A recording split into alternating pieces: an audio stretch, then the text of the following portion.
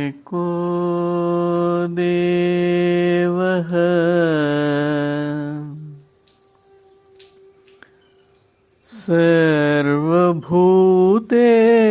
सर्वभूतेषु गूढः सर्वान्तर्यामी सद्गुरुवे नमो नमः।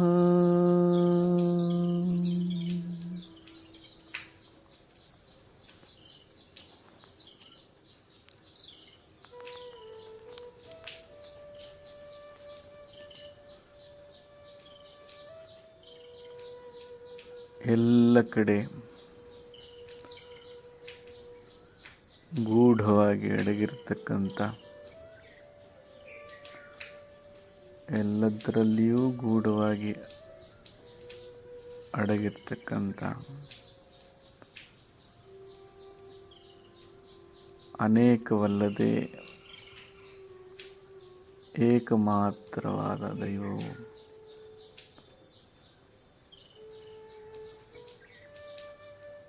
ಏನಿದೆ ಅದಕ್ಕೆ ನಮಿಸ್ತೇವೆ ಅಂತ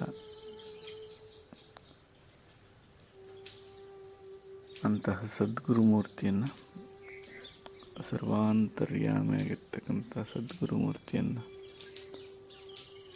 ನಮಿಸ್ತೇವೆ ಅಂತ ಪ್ರಾರಂಭಿಸೋಣ. ಉಪನಿಷತ್ತು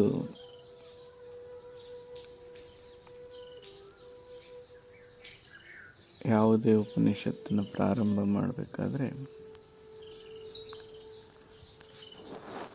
ಶಾಂತಿ ಮಂತ್ರವನ್ನು ಪಠಣ ಮಾಡುವಂಥ ಅಭ್ಯಾಸ ಇದೆ, ಪ್ರಾರಂಭ ಮತ್ತು ಅಂತ್ಯದಲ್ಲಿ. ಮಂಗಳ ಸೂಚಕ ಅಂತಲೂ ಬಳಸ್ತಾರೆ ಇದನ್ನು. ಅಂದರೆ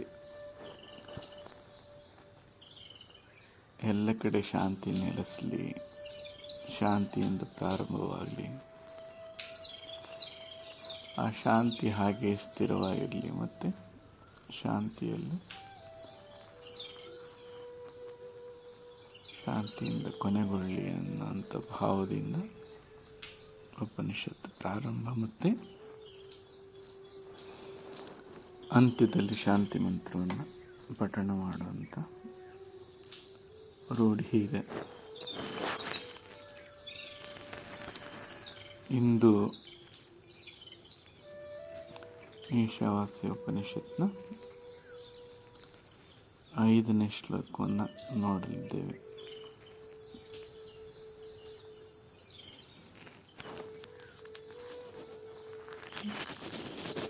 ಇಲ್ಲಿ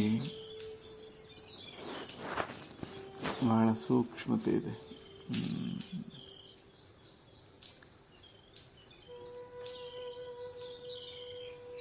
ತಿಳಿದಂಥವ್ರನ್ನ ಆಶ್ರಯಿಸಬೇಕು, ಹೇಗೆ ಅದನ್ನು ನಮ್ಮ ಅನುಭವಕ್ಕೆ ಸಿದ್ಧ ಮಾಡ್ಕೋಬೇಕು ಅನ್ನೋಂಥದ್ದನ್ನು ಸೂಕ್ಷ್ಮವಾಗಿ ಬಿಡಿಸಿ ಹೇಳೋದಕ್ಕೆ ಪ್ರಯತ್ನ ಮಾಡ್ತಾ ಇದ್ದಾರೆ. ಹಾಗಾಗದಿದ್ದಲ್ಲಿ ಏನು ಅಂತ.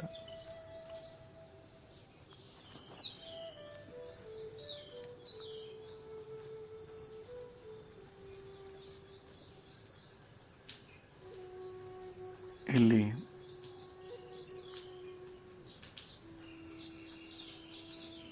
ತಿಳಿಯದಿದ್ದರೆ ಹೇಗೆ, ತಿಳಿದಾದ ಮೇಲೆ ಹೇಗೆ ಅನ್ನೋಂಥ ಭಾವ.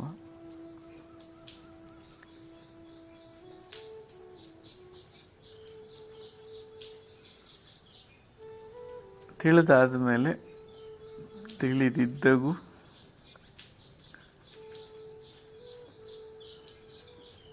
ಅದರಲ್ಲೇನು ತೊಂದರೆ ಇರಲಿಲ್ವಲ್ಲ ಅನ್ನೋಂಥ ಒಂದು ಸರಿಯಾಗೇ ಇತ್ತಲ್ವ ಅನ್ನೋಂಥ ಒಂದು ಸೂಚನೆ ಇಲ್ಲಿ.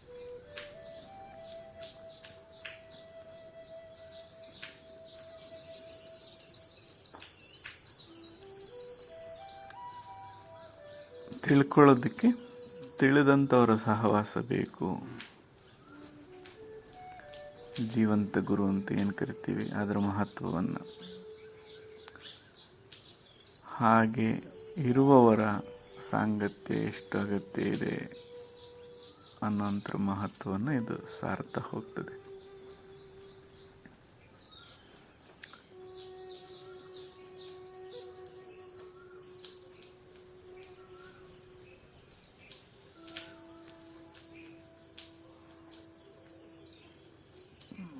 ಕೈಯಲ್ಲೇ ಆ ನಿಜ ವಸ್ತುವನ್ನು ಇಟ್ಟುಕೊಂಡು ಇಡೀ ಜೀವನವೆಲ್ಲ ವಸ್ತುವಾಗಿ ಅಲೆದಾಡುವಂಥ ಪರಿಸ್ಥಿತಿ ಬರುತ್ತೆ.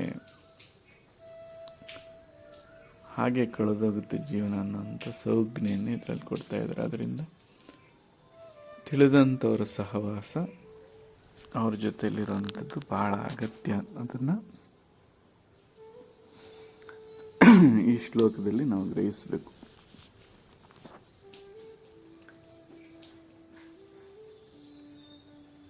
ತತ್ ಏಜತಿ ತನ್ ನೈಜತಿ.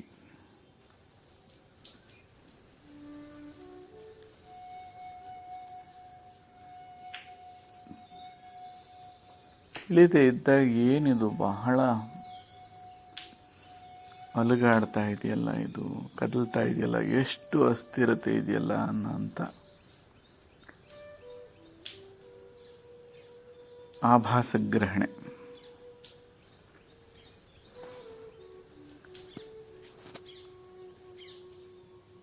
ಅದಾಗಿ ತೋರ್ತದಷ್ಟೇ, ಕಾಣ್ತದಷ್ಟೇ. ವಾಸ್ತವವಾಗಿ ಹಾಗಲ್ಲ. ತಿಳಿದೇ ಇದ್ದಾಗ ಏನಪ್ಪ ಇಷ್ಟು ಅಸ್ಥಿರತೆ ಇದೆ, ಏನು ಪ್ರಪಂಚವೆಲ್ಲ ಅಸ್ಥಿರತೆ ಒಂದೇ ಸ್ಥಿರತೆ ಅನ್ನುವಂಥ ಆಭಾಸ ಗ್ರಹಣೆ ಆಗ್ತದೆ. ಯಾವಾಗ ಅದರ ಆಳ ತಿಳಿದೇ ಇದ್ದಾಗ, ಸಮುದ್ರದ ಅಲೆಗಳು ಏನು ಅಲುಗಾಡ್ತದೆ, ಡೆಫಿನೇಷನ್ ಕೇಳಿದ್ರೆ ಸಮುದ್ರ ಏನು ಅಂತ ಬರೀ ಅಲುಗಾಟ ಅಂತ ಹೇಳ್ಬಿಡ್ತಾರೆ. ಬರೀ ಅಲಿಗಳಪ್ಪ ಸಮುದ್ರ ಅಂತ. ಯಾರು ಸುಮ್ಮನೆ ಮೇಲ್ಮೇಲೆ ನೋಡಿದಂಥವನು, ಹೊರಗಿನಿಂದ ನೋಡಿದಂಥವನು, ಅವನಿಗೇನು ಅನಿಸುತ್ತೆ, ಇದೆಲ್ಲ ಬರೀ ಅಲುಗಾಟನಪ್ಪ, ಸಮುದ್ರ ಅಂದರೆ ಅಲುಗಾಟ ಅಂತ ಅವನ ವ್ಯಾಖ್ಯಾನ. ಹಾಗೆ ಎಲ್ಲ ಕಡೆ ಬರೀ ಅಸ್ಥಿರತೆ ಬದಲಾವಣೆ ಅಂತ ಕಾಣಿಸ್ತದೆ. ಯಾವಾಗ ಸುಮ್ಮನೆ ಹೊರಮುಖವಾಗಿ ಮೇಲ್ಮೇಲೆ ನೋಡಿದಂಥವನಿಗೆ.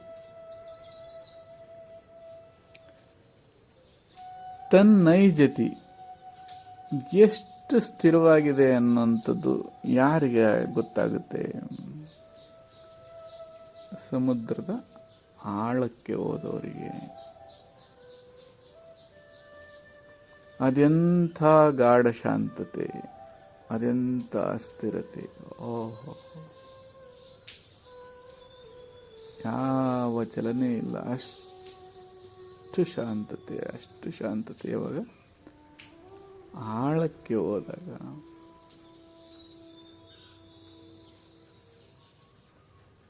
ಅದರ ಆಂತರ್ಯದಲ್ಲಿ ಮುಳುಗಿದಾಗ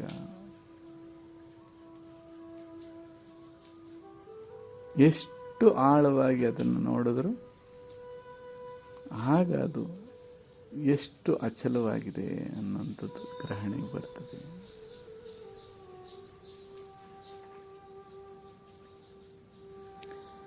ತದ್ದೂರೇ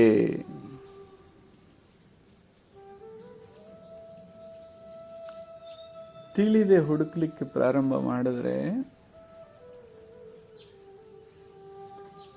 ಎಷ್ಟು ಹುಡುಕಾಟ, ಅದಕ್ಕಾಗಿ ತಿರುಗಬೇಕು. ಎಷ್ಟು ಅನಂತ ವಿಶ್ವಗಳನ್ನು ದಾಟು ಹೋದ್ರೂ ಇನ್ನೂ ಇದರ ಉದ್ದ ಆಗಲ್ಲ ನನಗೆ ತಿಳಿಲಿಲ್ಲ ಅಂತ ಹುಡ್ಕಕ್ಕೆ ಹೋದಂಥ ಆ ಈಶ್ವರನ ನೋಡ್ಕಕ್ಕೆ ಹೋದಂಥ ಬ್ರಹ್ಮ ವಿಷ್ಣುಗಳೇ ವಿಫಲರಾಗ್ತಾರೆ. ಮೇಲೆ ಹಿಂಗಳಿತೀನಿ ಅಂತ ಹೋದನಿಗೂ ಸಿಗಲಿಲ್ಲ, ಕೆಳಗೆ ಹಿಂಗಳಿತೀನಿ ಅಂತ. ಎಷ್ಟು ದೂರ ಹೋದ್ರು ಉದ್ದ ಉದ್ದ ಉದ್ದ ಉದ್ದ ಉದ್ದ ಉದ್ದ ದೂರ ತತ್ ದೂರಿ. ಹಾಗೆ ಅದರ ಅಳತೆಯನ್ನು ಅಳೆಯಕ್ಕೋಗಿ ದೂರದಲ್ಲಿ ಹುಡುಕಕ್ಕೋಗಿ ಇನ್ನೂ ದೂರ ಇನ್ನೂ ದೂರ ಇನ್ನೂ ದೂರ ದೂರ ದೂರ ಎಲ್ಲಿಗೆ ಹೋದ್ರು ಸಿಗದಂಥ ಹತಾಶೆಗೊಳಗಾಗ್ತಾರೆ ಹೊರತು ಸಿಕ್ತು ಅಂತ ನಿರ್ಣಯ ಮಾಡೋದಕ್ಕೆ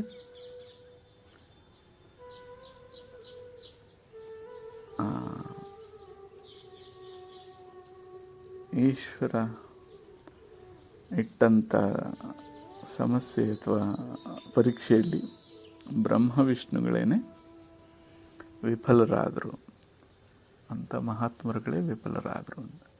ಅಷ್ಟು ದೂರ ಸಿಗದಾಗಿದೆ.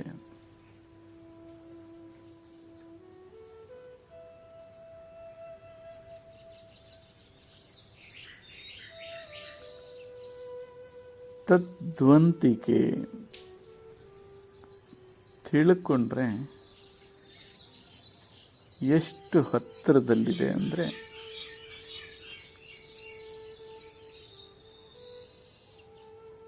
ನಿನ್ನನ್ನು ಬಿಟ್ಟು ಬೇರೆಲ್ಲ ಮೆತ್ಕೊಂಡಿದೆ. ಅದು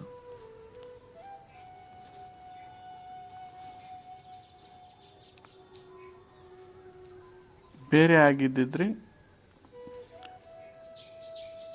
ಅಲ್ಲಿವರೆಗೂ ಬಹಳ ದೂರದವರೆಗೂ ಅದನ್ನು ಹುಡುಕುವಂತ ಅಗತ್ಯ ಇತ್ತು.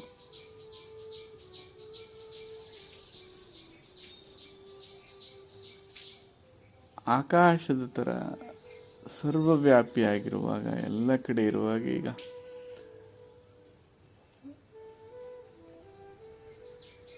ಬಿಲಿಯನ್ನು, ಟ್ರಿಲಿಯನ್ನು, ಇನ್ನೆಷ್ಟೋ ಸಹಸ್ರ ಸಹಸ್ರ ಬ್ರಹ್ಮಾಂಡಗಳನ್ನು ದಾಟಿ ಆಕಾಶನ ನೋಡ್ಕೊಂಬಂದೆ ಅಂದರೆ ಏನನ್ಸುತ್ತೆ?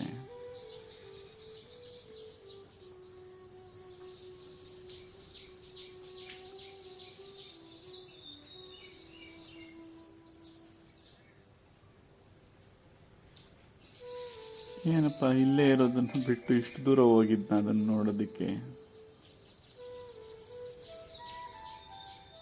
ಹಾಗೆ ಎಷ್ಟು ಹತ್ತಿರದಲ್ಲಿದೆ ಆ ತಿಳಿಯುವಂಥವನು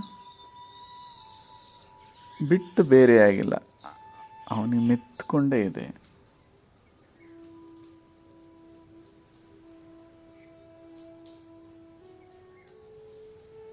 ಈಗ ತಿಳಿದಾದ ಮೇಲೆ ಅಷ್ಟು ದೂರಕ್ಕೂ ವ್ಯಾಪಿಸಿರೋದೇನೆ, ಅಳೆಯಕ್ಕಾಗದಷ್ಟು ವ್ಯಾಪಿಸಿರೋದೇನೆ.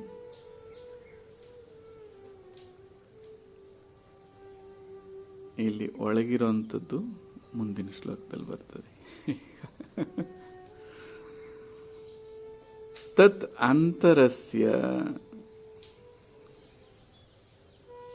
ಒಂದು ಗಡಿಗೆಯನ್ನು ತಗೊಂಡ್ರೆ ಅದನ್ನು ಆಕಾಶದಲ್ಲೋ ನೀರಲ್ಲೋ ಮುಳುಗಿಸಿದ್ರೆ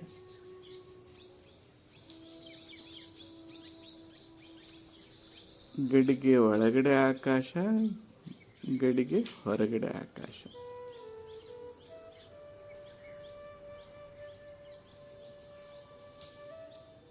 ಮಡಿಕೆ ಒಳಗಡೆನೂ ಆಕಾಶ, ಮಡಿಕೆ ಹೊರಗಡೆನೂ ಆಕಾಶ. ಹೊರಗಡೆ ಮಾತ್ರ ಆಕಾಶ ಇದೆ ಅಂತ ಭಾವಿಸಿ ಎಷ್ಟು ದೂರ ಹೋದ್ರೆ ಅದು ಓ ಇಲ್ಲಿಗೆ ಸಿಕ್ತು ಆಕಾಶ ಅಂತ.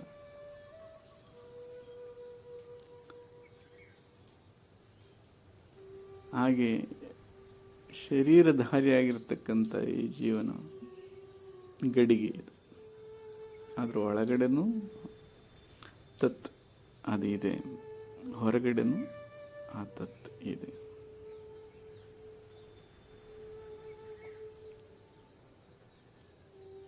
ಬರೀ ತತ್ ಅಂತ ಹೇಳ್ತಾರೆ, ಅದು ಅಂತ ಹೇಳ್ಬಿಡ್ತಾರೆ ಅದನ್ನ. ಯಾಕೆಂದ್ರೆ ಇನ್ನೇನೋ ಹೇಳಿದ್ರೆ ಅದರ ಲಕ್ಷಣಗಳಷ್ಟೇ ಅದು ಅಂತ. ಆಭಾಸವಾಗಿ ಗ್ರಹಿಸ್ತೆ, ಮತ್ತೆ ಅಲೆಗಳ ತರ ಗ್ರಹಿಸ್ತೆ ಅದನ್ನ ಅಂತ. ಹೇಗಿದೆಯೋ ಹಾಗೆ ಗ್ರಹಿಸ್ಬೇಕು ಅಂದ್ರೆ ತತ್ ಅಂತ ಹೇಳ್ತಾ ಇದ್ದಾರೆ ಅಷ್ಟೇ. ಅದು ಅಂತರಸ್ಯ, ಹೇಗೆ ಗಡಿಗೆ ಒಳಗಡೆ ಇದೆಯೋ, ಬರೀ ಈ ಕಡೆಗೆ ಮಾತ್ರನ, ಸರ್ವಸ್ಯ ಏನೇನಿದೆಯೋ ಎಲ್ಲದರಲ್ಲಿಯೂ, ಎಲ್ಲವೂ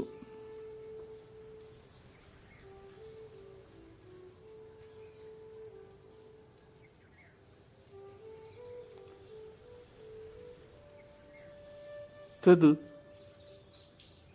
ಸರ್ವಸಸ್ಯ, ಎಲ್ಲ ಕಡೆಯಲ್ಲೂ ಸರ್ವಸಸ್ಯ, ಬಾಹ್ಯತಃ, ಗಡಿಗೆಯಿಂದ ಹೊರಗಡೆ ಅಂತ ಮಾತಾಡಿದ್ರೆ ಎಲ್ಲ ಕಡೆಯೂ, ಎಲ್ಲೆಲ್ಲಿಯೂ,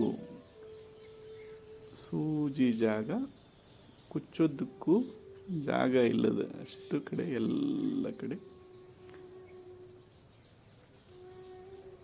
ಇದೆ ಅಂತ. ಯಾವಾಗ ಅದರ ಸುಳಿವು ಅಥವಾ ಅದನ್ನು ತಿಳ್ಕೊಂಡಾಗ. ತಿಳ್ಕೊಳ್ದೆ ಹೋದರೆ ಬಹಳ ಅಲುಗಾಟ ಅನಿಸ್ತದದು. ತದ್ ಏಜತಿ, ಓಹೋ ಏನಪ್ಪ ಇಷ್ಟು ಅಸ್ಥಿರ ಎಲ್ಲ, ಚಿತ್ತ ಕೆಟ್ಟೋಗ್ಬೇಕು. ಅಷ್ಟು ಸಂಶಯಗಳನ್ನ, ಪ್ರಶ್ನೆಗಳನ್ನ ಉದ್ಭವ ಮಾಡ್ತದೆ. ತಿಳಿದ್ರೆ ಎಲ್ಲವೂ ಶಾಂತವಾಗೋಗ್ತದೆ.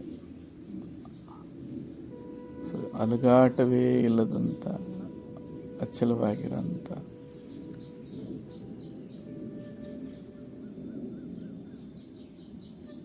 ಒಂದು ಸತ್ಯಕ್ಕೆ ನೆಲೆ ಮಾಡಿಸ್ತದೆ.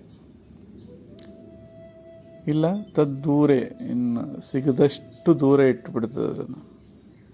ಬಗಿತಾ ಹೋದರೆ ಪ್ರಯಾಣ ಸುಮ್ಮನೆ ತೋಡದಷ್ಟು ತೋಡಬೇಕು, ಇನ್ನು ಓಡೋದಷ್ಟು ಓಡಬೇಕು. ಸುಮ್ಮನೆ ಓಡೋದು ಓಡೋದು ಓಡೋದು.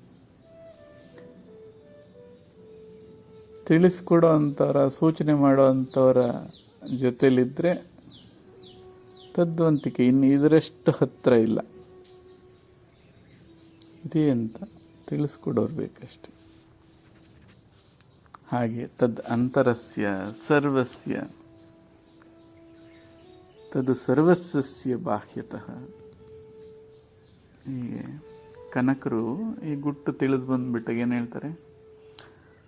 ಗುಟ್ಟು ಕಾಣಿಸಬಂತು ಹಿರಿದೇನು ಕಿರಿದೇನು, ನೆಟ್ಟನೆ ಸರ್ವಜ್ಞನ ನೆಲೆ ಕಂಡ್ಯ ಮನುಜ. ಗುಟ್ಟು ಕಾಣಿಸ್ತವ್ರಿಗೆ. ಅಲ್ಲಿ ತಿಳಿದ್ರೆ ಮಾತ್ರ ದೊಡ್ಡದು, ಹಾಗೆ ತಿಳಿದ್ರೆ ಮಾತ್ರ ದೊಡ್ಡದು, ಹೀಗೆ ತಿಳಿದ್ರೆ ಮಾತ್ರ ದೊಡ್ಡದು. ಇನ್ನು ಉಳಿದವೆಲ್ಲ ಚಿಕ್ಕ, ಏನೋ ಚಿಕ್ಕದು ಯಾವುದೋ ದೊಡ್ಡದು ಯಾವುದೋ ಎಲ್ಲ ಏಕವಾಗಿದೆಯಲ್ಲೋ.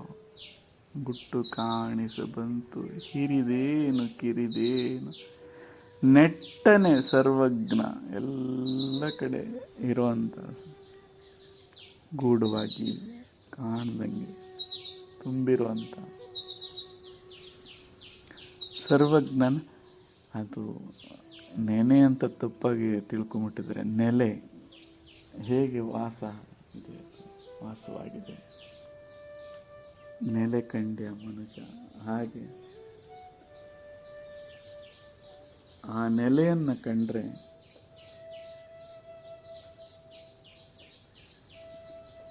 ಇನ್ನು ಹುಡುಕಾಟ ನಿಲ್ಲುತ್ತದೆ.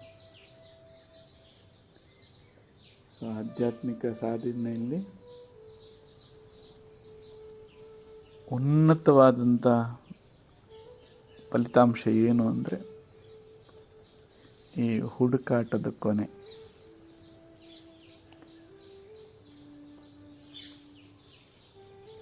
ಹುಡುಕಾಟದಿಂದ ಮುಕ್ತಿ.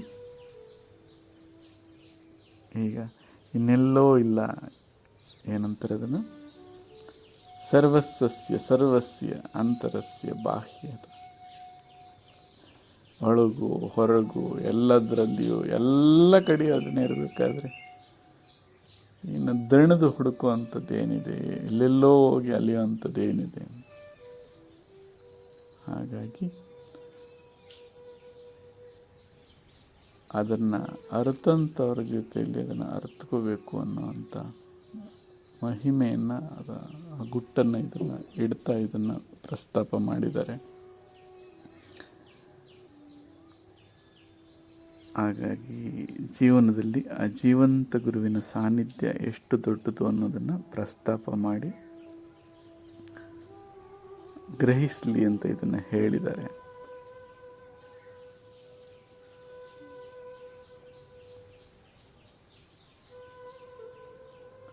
ಬಹಳ ಅದ್ಭುತ ಅಷ್ಟೇ, ಇನ್ನೇನು ಅದಕ್ಕೆ ಇನ್ನೂ ಬೇರೆ ವಾಕ್ಯಗಳಿಲ್ಲ.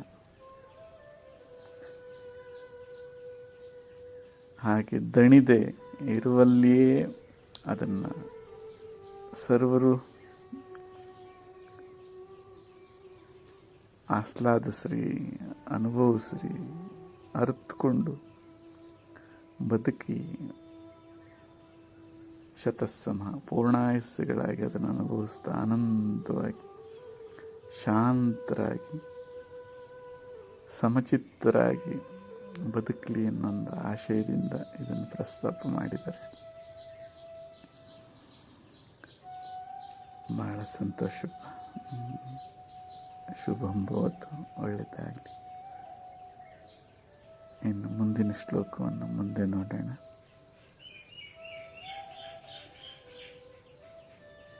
ಓಂ ಪೂರ್ಣಮದಃ ಪೂರ್ಣಮಿದಂ ಪೂರ್ಣಾತ್ ಪೂರ್ಣಂ ಉದಚ್ಯತೆ ಪೂರ್ಣಸ್ಯ ಪೂರ್ಣಮಾದಾಯ ಪೂರ್ಣಂ ಏವಾವಶಿಷ್ಯತೆ. ಓಂ ಶಾಂತಿ ಶಾಂತಿ ಶಾಂತಿ. ಸದ್ಗುರು ಮತ್ತೆ ಸಿಗೋಣ. ನಮಸ್ತೆ.